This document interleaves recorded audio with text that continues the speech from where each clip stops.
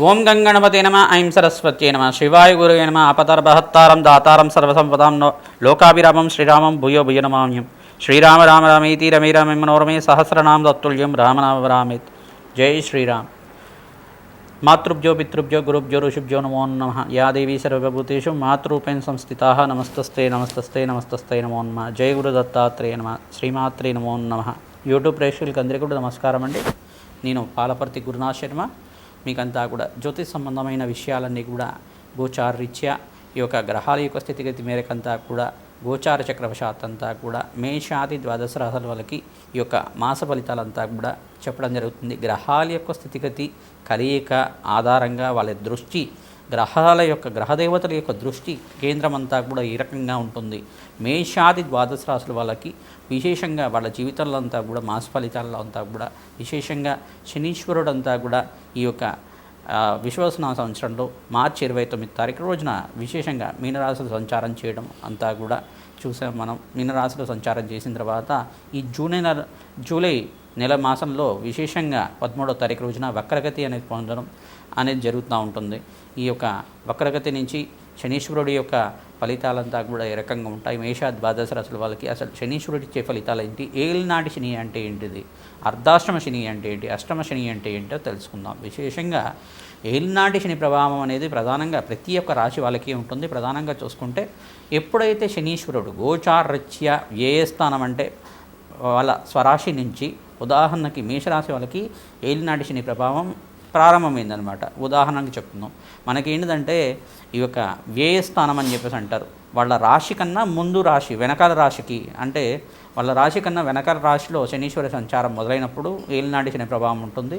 ఆ 2.5 సంవత్సరాలు ఉంటుంది. అది వ్యయస్థాన శనీశ్వర ఏలినాటి శని ప్రభావం అని చెప్పేసి అంటారు. తర్వాత జన్మస్థ శని అని చెప్పేసి అంటే జన్మస్థ శని అని చెప్పేసి అంటే స్వరాశిలో ఏదైతే రాశి ఉందో మేషరాశి వాళ్ళకి మేషరాశిలో శనీశ్వర సంచారం జరిగినప్పుడు అది 2వ దశగా ఉంటుంది. అది 2.5 సంవత్సరాలుగా ఉంటుంది.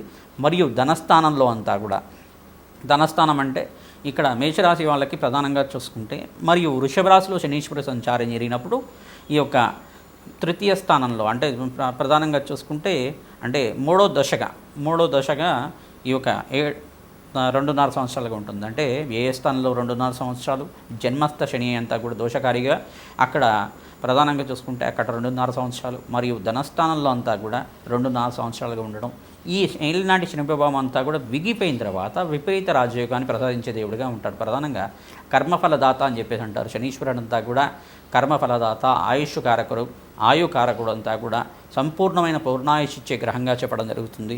కర్మశేషాన్ని అనుభవించే విధంగా చేసే గ్రహంగా చెప్తుంది. ప్రధానంగా పాపకర్మనంతా కూడా నివారణ చేసే గ్రహంగా చెప్తుంది. ప్రధానంగా అఖండమైన రాజయోగాన్ని ఇచ్చే గ్రహంగా చెప్పడం జరుగుతుంది.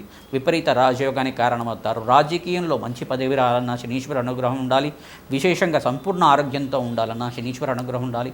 ఆర్థికమైన ఉన్నత స్థితి కలిగి అష్టైశ్వర యోగం కలగాలన్నా శనీశ్వర యోగం కలగాలి. ప్రధానంగా నవగ్రహాల్లో విశేషమైన స్థానం అంతా కూడా శనీశ్వరుడికి ఉంది. ప్రధానంగా చూసుకుంటే సూర్యపుత్రుడిగా ఛాయా మార్తాడ సంబుద్ధుడిగా చెప్పడం జరుగుతుంది. ప్రధానంగా చూసుకుంటే శనీశ్వరుడు అంతా కూడా తైలాభిషేకానికి ప్రీతమానసుడిగా ఉంటాడు. ఎవరైతే తైలాభిషేకం చేస్తూ ఉంటారో శని త్రయోదశి రోజు కానీ శనివారం రోజున కానీ విశేషమైన తైలాభిషేకం అంతా కూడా చేస్తుంటారు. ప్రాతకాలంలో అంతా కూడా అఖండమైన పుణ్యయోగం ఇచ్చే గ్రహంగా చెప్పడం. తిలదానము తిలహోమం ఆచరించడం వల్ల ఏలినాటి శని ప్రభావం నుంచి బయటపడడానికి ఆస్కారం ఉంటుంది. ఎవరికైతే కనుక ఏలినాటి శని ప్రభావం ఉందో మేషాది ద్వాదశ రాశుల వాళ్ళంతా కూడా శీఘ్రంగా కాయలభైరవ స్వామి దేవాలయంలో విశేషంగా అంతా కూడా కూష్మాండ దీపాన్ని వెలిగించాలి. ప్రతి అష్టమి తిథి రోజు కానీ శనివారం రోజు కానీ ఆదివారం రోజున కానీ పౌర్ణమి వేళల్లో కానీ అమావాస్య వేళల్లో కానీ అష్టమి నవమి తిథుల్లో కానీ విశేషంగా కాయలభైరవ స్వామికి అంతా కూడా అభిషేకము భస్మాభిషేకం ఆచరించిన తర్వాత ఈ యొక్క కూష్మాండ దీపాన్ని వెలిగించి అక్కడంతా కూడా స్వామివారికి ఈ యొక్క పరవాన్నాన్ని నివేదన చేయడం వల్ల పొంగలిని నివేదన చేయడం వల్ల మీకున్న ఏలినాటి శని ప్రభావం అంతా వీగిపోయి మీకంతా కూడా అష్టైశ్వర్య యోగం కలగడానికి ఆస్కారం ఉంటుంది. ఇక్కడ వక్రగతిలో ఉన్న శనీశ్వరుడి యొక్క ప్రభావం అంతా కూడా వక్రగతి ఇంకా మొదలే కాలేదు. వక్రగతి రాకముందే ఆ యొక్క దాని ప్రభావం అంతా కూడా శనీశ్వరి ప్రభావం అంతా కూడా ముందుగానే ప్రకృతిలో అంతా కూడా వైపరీత్యాలు జరుగుతూ ఉండడం, ఇట్లాంటి విమాన ప్రమాదాలు జరగడం కానీ ఆ యొక్క ఆర్థిక సంక్షోభం జరగడం కానీ ఇట్లాంటివి జరుగుతూ ఉన్నాయి. ప్రధానంగా చూసుకుంటే ఆ యొక్క జన నష్టం జరగడం కానీ ఈ యొక్క ప్రకృతిలో అంతా కూడా కొన్ని సంఘటనలు జరగడం కానీ ఈ యొక్క ప్రమాదాలు అనేది సూచనప్రాయంగా చెప్పడం జరుగుతుంది. ఈ యొక్క శనీశ్వరుడి దోషకారకంగా ఇట్లా జరుగుతూ ఉంటుంది వక్రగతి ప్రభావంగా. దాని తర్వాత ఏంటిదంటే ప్రధానంగా ఈ యొక్క ప్రకృతి దేవిని అంతా కూడా మానవాళి సంరక్షిస్తూ ఉంటే కనుక ప్రకృతి అంతా కూడా అందరినీ కాపాడుతూ ఉంటుంది.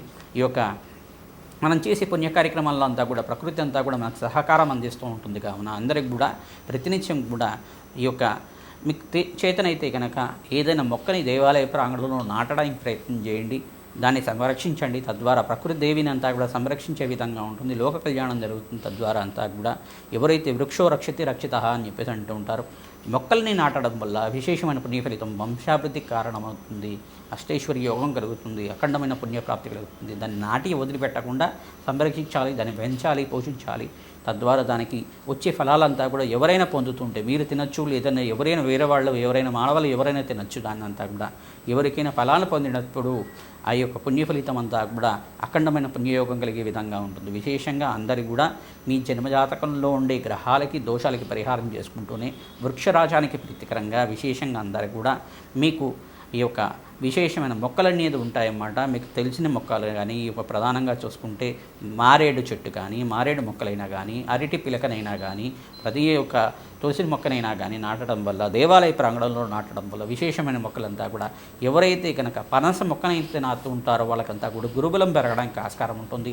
విశేషంగా ఉసిరి మొక్కనంతా కూడా నాటడం వల్ల అఖండమైన ఐశ్వర్య యోగం సిద్ధిస్తుంది, మహాలక్ష్మి కటాక్షం కలుగుతుంది. మహావిష్ణు ప్రీతికరంగా ఉసిరి మొక్కని తులసి మొక్కనంతా కూడా నాటడం వల్ల విశేషమైన పుణ్యయోగం సిద్ధిస్తుంది. విశేషంగా వైష్ణవాలయంలో నాటడం వల్ల అఖండ పుణ్యయోగం సిద్ధిస్తుంది. కావున అందరికీ కూడా విశేషమైన ఫలితం వచ్చే విధంగా ఈ యొక్క ఫలితాలంతా కూడా చెప్తాం. విశేషంగా ఎవరైతే ఏలినాటి శని ప్రభావంలో కానీ అర్ధాష్టమ శని ప్రభావంలో కానీ అష్టమ శని దోషంలో కానీ ఉన్నారు, విశేషంగా జూలై నెల మాస ఫలితాల్లో భాగంగా శనీశ్వరి యొక్క ఫలితాలంతా కూడా వక్రగతి పొందిన తర్వాత ఇటువంటి పుణ్య ఫలితాలు వస్తాయి. ప్రధానంగా ఇటువంటి దోషాన్ని నుంచి బయటపడడానికి ఆస్కారం ఉంటుంది. వ్యాపారంలో కానీ ఆర్థిక ఇబ్బందుల్లో కానీ దాని నుంచి బయటపడడానికి ఇటువంటి పరిష్కారాలు ఆచరించాలంతా కూడా మేషాది ద్వాదశ రాశుల వాళ్ళకి ఎటువంటి ఫలితాలు వచ్చే విధంగా తెలుసుకుందాం. ప్రధానంగా నాగవల్లి దళార్చన పూజా విధానం ఆంజనేయ స్వామికి సింధూరాభిషేకం ఆచరించడం వల్ల విశేషమైన పుణ్య ఫలితం కలుగుతూ ఉంటుంది. తమలపాకు పూజ అంతా కూడా ఆచరించడం, తమలపాకుల మీద శ్రీరామ అనే నామాన్ని సింధూరంతో కానీ గంధంతో కానీ రచించి ఆ మాలనంతా కూడా తీసుకెళ్ళి ఆంజనేయ స్వామి మెడలో హారంలాగా వేయడం వల్ల శ్రీరామ నామ జపం చేసుకున్న మాత్రం చేతిని సకల గ్రహదోష నివారణ జరుగుతుంది. శనీశ్వరుడంతా కూడా మానవాళికి వరమిచ్చాడన్నమాట. ఎవరైతే ఆంజనేయ స్వామి దేవాలయంలో ఆంజనేయ స్వామిని అర్చించిన తర్వాత విశేషంగా నాకంతా కూడా శనివారం రోజున తైలాభిషేకం చేసి నల్ల నువ్వులంతా కూడా నా పాదాల మీద వేసిన వాళ్ళకి అఖండమైన పుణ్యయోగాన్ని ఏలినాటి శని ప్రభావం నుంచి బయటపడి వాళ్ళకంతా కూడా శనీశ్వర దోషం నుంచి బయటపడడానికి ఆస్కారం ఉంటుంది. కర్మశేషం అంతా కూడా పాపకర్మ నివారణ జరిగే విధంగా నేను అనుగ్రహిస్తాను. ఆ యొక్క శనీశ్వరుడు అంతా కూడా మందగమనుడు మెల్లిగా నడిచేవాడు కావున శనీశ్వరుడు అని చెప్పేసి ఆ యొక్క శనీశ్వరుడు ప్రీతికరంగా ఈ యొక్క పాదాల మీద శనీశ్వరుడికి అంతా కూడా తైలాభిషేకం నువ్వుల నూనెతో అభిషేకం చేయడం వల్ల విశేషమైన పుణ్య ఫలితాలు లభిస్తుంది. మామిడి పళ్ళను నివేదన చేయడం వల్ల అఖండ పుణ్యయోగం లభిస్తుంది.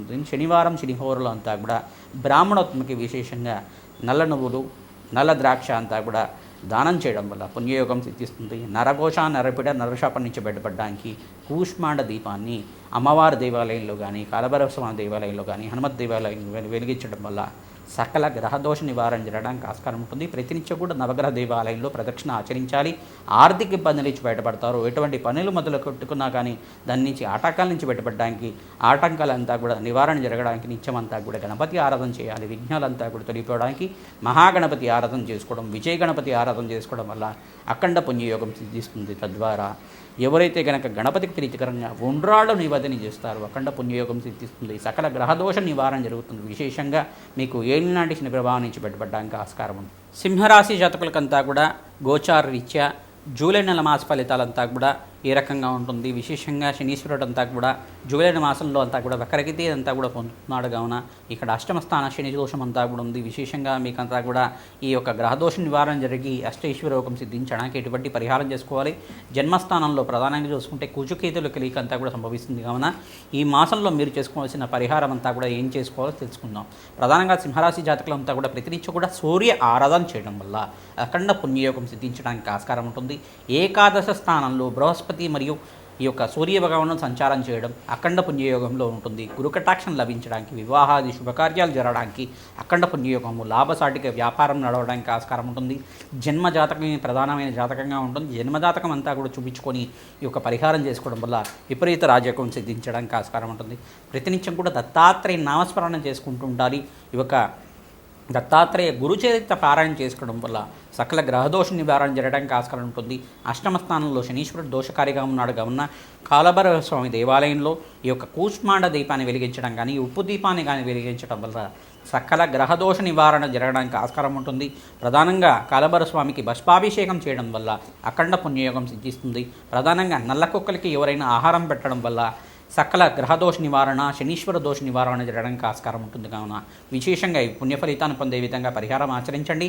సులభమైన పరిహారం చెప్తున్నా కావున ప్రతినిత్యం కూడా పుణ్య ఫలితాలు వచ్చే విధంగా గోమాతకంతా కూడా విశేషంగా కుంకుమార్చన చేసుకునే విధంగా, ప్రధానంగా గోమాతకి ఈ యొక్క విశేషంగా అర్చన చేసుకునే విధంగా ప్రతినిత్యం కూడా గోమాతకి పసుపు కుంకుమ గంధంతో అలంకరణ చేసుకోవడం, గోమాతకంతా కూడా పుష్టభాగం దగ్గర ఆ తోక భాగం దగ్గర నమస్కారం చేసుకోవడం అఖండ పుణ్యయోగాన్ని సిద్ధిస్తూ ఉంటుంది. 11 ప్రదక్షిణాలు కానీ, 27 ప్రదక్షిణాలు కానీ, 54 ప్రదక్షిణాలు కానీ, 108 ప్రదక్షిణాలు కానీ ప్రతిరోజు కూడా అర్చన చేయడం వల్ల, ప్రతినిత్యం కూడా గోమాత సేవ చేయడం వల్ల, గోంగూర కానీ తోటకూర కానీ గోమాతకు సమర్పించడం వల్ల అఖండ పుణ్యయోగం సిద్ధించడానికి అవకాశం ఉంటుంది.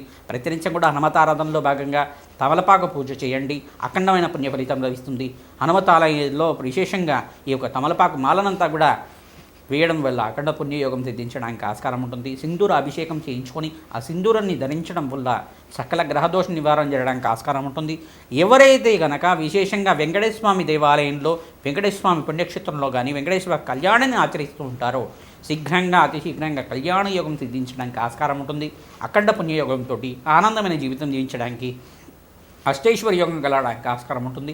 ప్రతినిత్యం కూడా శనీశ్వర దోష నివారణార్థం ఈ యొక్క పిండి దీపారాధన, వెంకటేశ్వర స్వామికి పిండి దీపారాధన చేస్తూ ఉంటారు. వెంకటేశ్వర స్వామికి పిండి దీపారాధన కానీ, అఖండ దీపారాధన కానీ దేవాలయ ప్రాంగణంలో కానీ మీ ఇంట్లో కానీ చేయడం వల్ల 7 శనివారాలు కానీ 11 శనివారాలు కానీ ఆచరించడం వల్ల అఖండ పుణ్యయోగంతో అష్టైశ్వర్య యోగం కలగడానికి ఆస్కారం ఉంటుంది. వెంకటేశ్వర స్వామి అష్టోత్తరనామాలతోటి నిత్యం పూజ చేసుకుంటూ ఉండాలి. తద్వారా అఖండ పుణ్యయోగం సిద్ధించడానికి అవకాశం ఉంటుంది. దత్తాత్రేయ చరిత్రనంతా కూడా పారాయణ చేసుకోవడం వల్ల అఖండ పుణ్యయోగం సిద్ధిస్తుంది.